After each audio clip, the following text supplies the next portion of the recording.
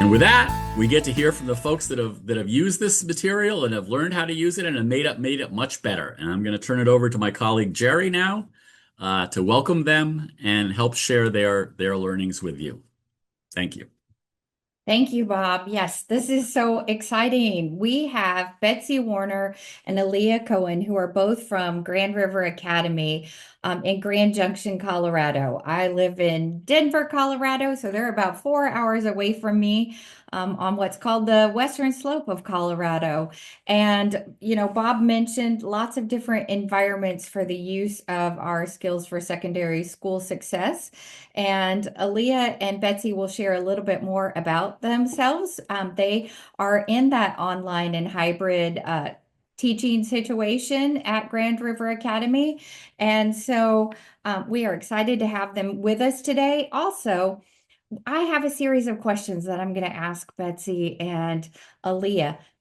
If, though, during the course of this conversation, you think of some questions that you also would like to ask either of them, please drop them in chat. We'll be monitoring the chat so that they can answer your specific questions. So, hi, Betsy and Aliyah. I'm going to give this question to both of you, Betsy or Aliyah. Not sure if you had already discussed who wants to go first with this, but just really just to share a little bit with us about your experience, what it was like teaching the Skills for Secondary School Success curriculum to your students, what went well and what might have been some challenges. Aliyah, do you want me to start or do you want to start? It doesn't matter. I saw you were unmuted, so go for it. You're good. We're both teaching today, so we're on active duty right this minute. So we didn't have a chance to speak about it beforehand. I would say something I really appreciated about the curriculum is it goes along with the CASTLE framework. And for our district, we're using the 4 quadrants of SEL: self-awareness, self-management, social awareness, social management. And the lessons are designed with all that in mind. I like how well organized they are. The ease of accessing the materials has been good. Now that it's all housed online in their website, which they're going to show you in a little bit, it's made it even easier that this year. Last year we had a giant book to get everything from. And this year we have the ease of the internet for that. We are using it out of order this year. I'm in the blended online model. So I have students grades 6 through 9, and I see two different grade levels every day of the week in person, and then they're working asynchronously at home. And having these materials to pull into my Google Classroom has been super nice. What else? Aliyah, do you want to piggyback on any of that? I definitely can. So while Betsy teaches on like the blended hybrid side of our school, I teach on the fully online side of our school. And I would echo what Betsy said about the ease of making these lessons work for us. So often when we have a curriculum given to us in the online teams, it can be difficult to adapt to our learning environment, which is primarily Google Meets. These were very easy to adapt. When it came to discussions, we were very easily able to turn those into digital discussions, whether the students were unmuting and talking to us or interacting over something asynchronous like a Padlet board, for example. So we really love how adaptable these lessons are, and we use them in advisory to teach those SEL skills and also help students learn how to be online learners because they do have to manage their own learning more so than they would need to in a brick and mortar school full time. And so we found that a lot of these lessons where we were talking about self-regulation in advisory classes this week, and we found that there are many ways to tie that into the curriculum and our expectations for the kids. Thank you both. As you were sharing that it's easy to use and you've been able to contextualize it, are there any particular units that stood out for you or your students that You talked about maybe not using it in the same order this year, Betsy. Sure. And I forgot to say thank you to you guys. I came right off of lunch duty into this meeting. So thank you for giving us this opportunity today. We chose this year. So we piloted it last year and we did the units in the order that they came, 1, 2, 3, 4. I didn't quite get to 5. We have a lot of things our district pushes in as well for advisory. Just like Aliyah, I use it during advisory class, which is 30 minutes a day. So we chose this year to take Unit 3 to the forefront. That's managing my learning. And with the sixth graders, that's been particularly good to make the transition from elementary to middle school with the managing my learning. I was super excited about, I think it was lesson 4 and 5. The students dig into the multitasking brain. They learn, it helps them to set a schedule. Like Aliyah said, our kids are having to manage their learning when they're not with us for those asynchronous days at home. And this helped them set a schedule. It got their parents involved, their learning coaches, and working with them. Then they dug into the multitasking brain. There is a teaching reading lesson that explains to the students what their brains are doing when they're reading, and also helps my colleagues who aren't reading teachers feel more confident with teaching close reading. So there's a lesson on why reading matters. There's practice with taking Cornell notes. I'm looking at my notes on the side over here, setting SMART goals. And then we're going to move into Unit 4 next. And Unit 4 has some really exciting things too that I remember from last year. It's effective relationships with others. So building that sense of community in your classroom, which we are always still working on, I think. Does that answer your question, Jerry? Absolutely. Aliyah, is Okay. there anything that you want to build on there as far as for where Betsy, any units that you used with your kiddos in particular? We also changed the order up a little bit and moved Unit 3 earlier this year. There's a lot of front loading that has to happen with online students in terms of teaching them how to be online students at the start of each quarter. And those lessons have integrated really well into that process. I also really enjoy teaching all of the lessons that have to do with like your future self. There's a lot of, especially in Unit 1, exploration with regard to the student's future self. And I've found that those are engaging for students too. They've really enjoyed the career exploration. They really enjoyed making vision boards and Canva. That's been a really engaging unit that I think helped them see, connections between what they're learning in school right now and their aspirations for the future. Thank you for that. And just building on something that you talked about, Betsy, you talked about you have kiddos from grade 6 through 9. Are you using this curriculum with all of your students, or are you using it with a particular group of students? My team and I, so there are 4 teachers on our team, we're using it with all the students. Personally, I'm the 6th grade advisor, so I'm teaching it with my 6th graders. So we have another teacher who's the 7th grade advisor, and they're using the curriculum with 7th and then 8th and then 9th, same thing. Last year I was the 7th grade advisor, I believe, so I used it with my 7th grade students. And Aliyah, what grade band are you using the curriculum with? Absolutely. We have a team of 3 of us who teach advisory together online. We have students in 6th through 9th grades. We have them meet as a whole group 1 day per week, and then we split into like a middle school and a 9th grade group, and then we split again into even smaller groups. And because our time with them is so limited online, we typically take each lesson and we stretch it into a week. It's those 4 half-hour meetings for us. And so we'll do like the bulk of the lesson with the whole group, the 6th through 9th grade group.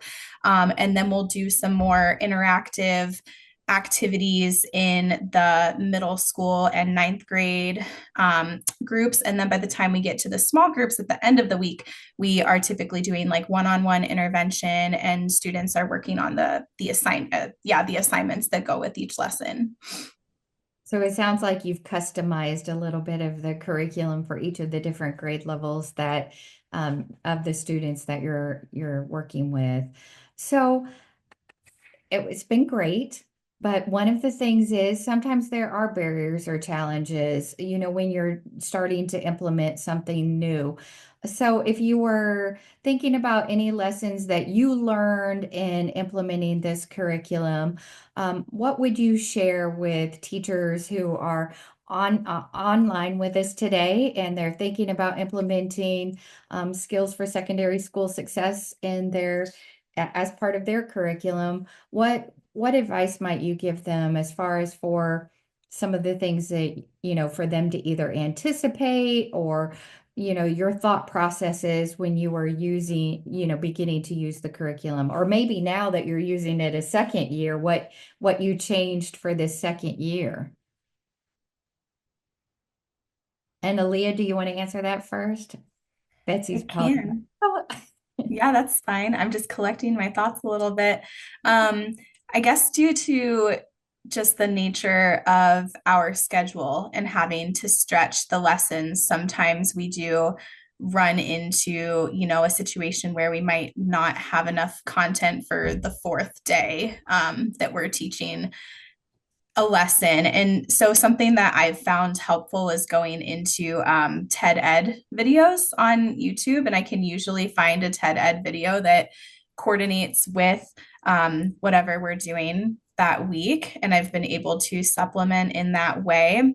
The other barrier we sometimes experience online, and this is really not specific to 4S, this is just like part of the game in online teaching, is just kind of figuring out how to adapt some activities to the online world. We do have a lot of students coming to us with severe anxiety and with these adverse experiences in brick and mortar schools that really impact their level of comfort engaging with their peers.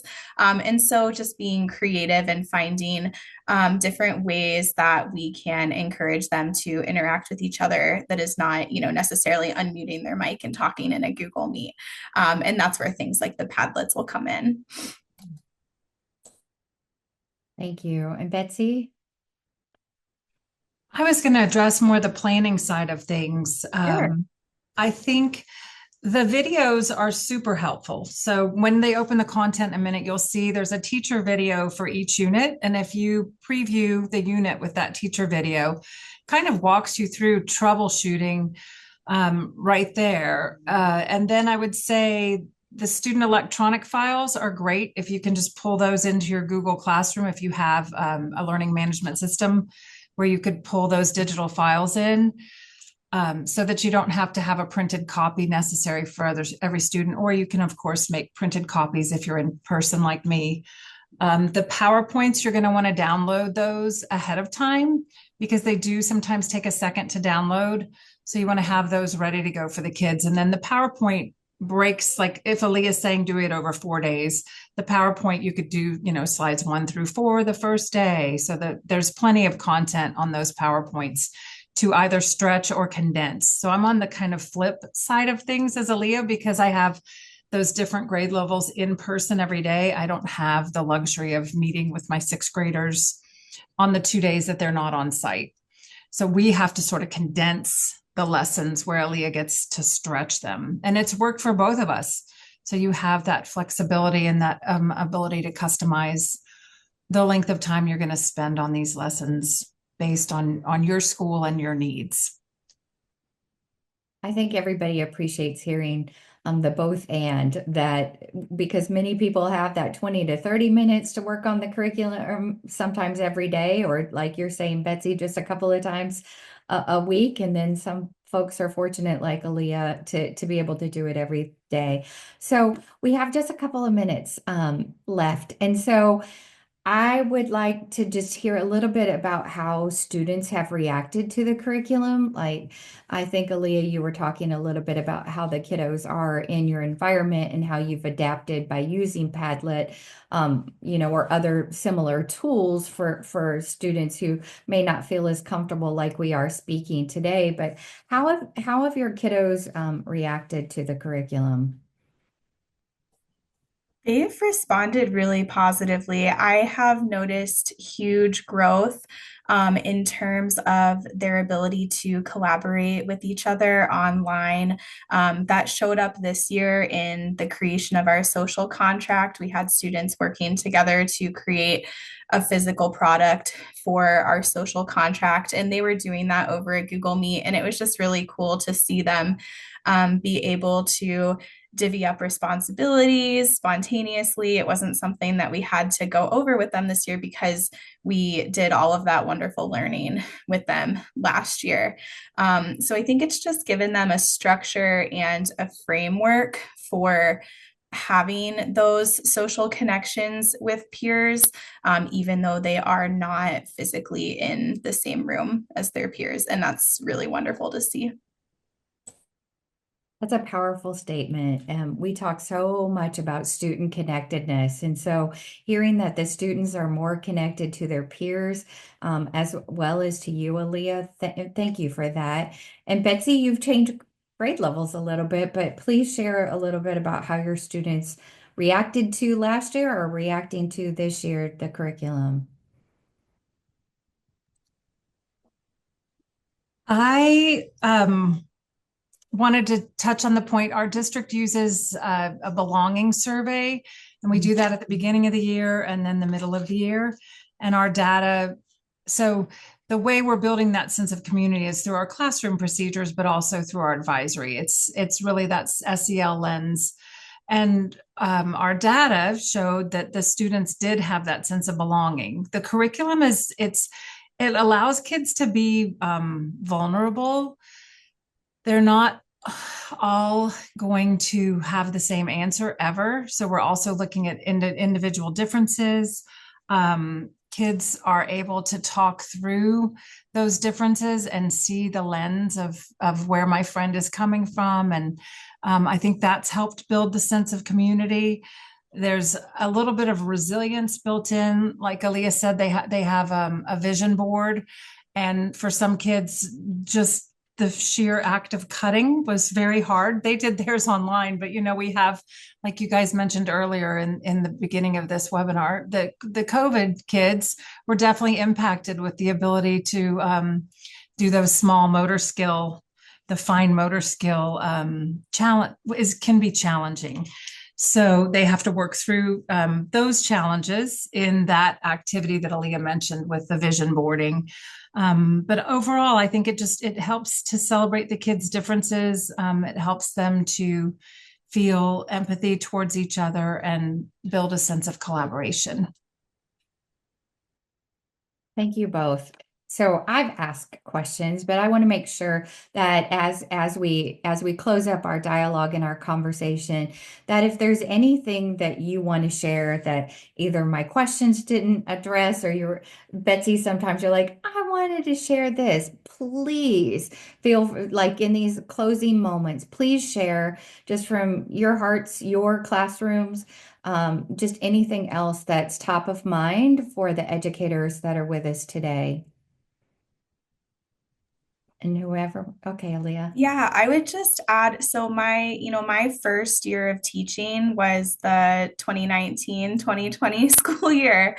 And so since that time, I've just been struck by the differences in the ways that students interact with each other now versus when I was interacting with my peers in school. And for so long, I felt like I was at a loss for how to help them. I wasn't taught in my teacher education program how to teach these social skills. And so to have this curriculum and to be able to adapt it to the needs of my kids has just been phenomenal in that way. And I just really appreciate it. So thank you guys.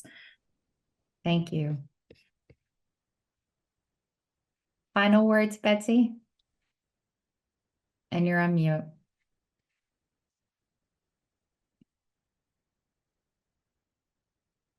I got flustered. Sorry.